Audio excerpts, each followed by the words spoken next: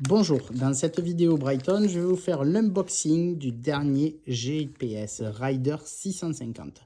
Donc c'est un écran tactile avec fond de carte couleur. C'est un écran qui fait 2,8 pouces et qui a une autonomie de 33 heures. C'est un produit que vous pouvez trouver dès maintenant dans les magasins à 169,95 €. Le contenu de la boîte est tout simple. Nous avons le GPS, un système de support avec élastique, un câble de rechargement et, petite pièce additionnelle, un insert adaptateur. Je m'explique. Donc ce sont des ailettes que vous avez à l'arrière du GPS qui peuvent se changer avec 4 vis. Comme vous pouvez le voir, il y a un petit B sur celle-ci, alors que sur celle-ci, il y a un petit G. Là, on est sur des ailettes qui sont propres à Brighton, donc ils vont sur un insert Brighton. Même si vous avez par exemple un support déporté, vous devez avoir un insert qui est adapté à cette marque-là.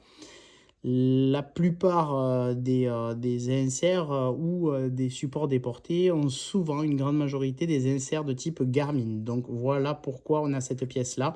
Cette pièce, vous allez pouvoir la changer en enlevant les 4 vis et en l'interchangeant. Et donc vous avez un insert, donc des ailettes plutôt, pas un insert, des ailettes qui vont pouvoir se mettre directement sur les inserts Garmin.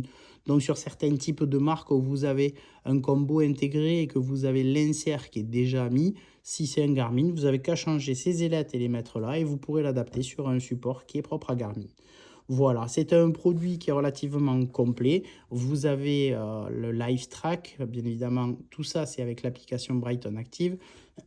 C'est adaptable à tous les capteurs du marché, donc cadence, HRM, puissance. On peut le mettre sur des VAE. Donc c'est un produit qui est relativement complet. Il est menu du Climb Challenge 1.0, c'est-à-dire qu'on peut avoir tout qui a un rapport à l'altitude.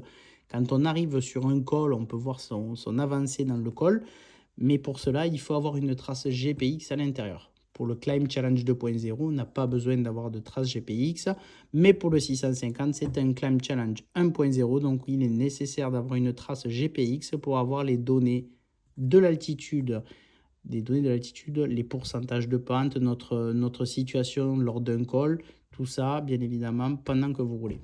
Donc, le produit que vous avez là est disponible et il est à 169,95 €.